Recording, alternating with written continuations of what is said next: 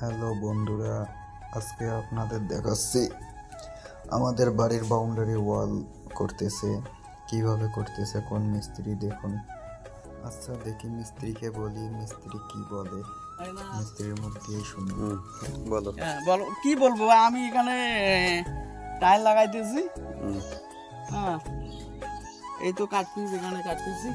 अच्छा हाँ? तारपरे एक बंदा इधर टाइल लगा रहा है, ये देखो।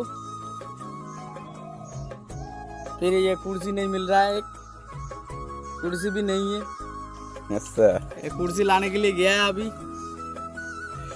आने दो।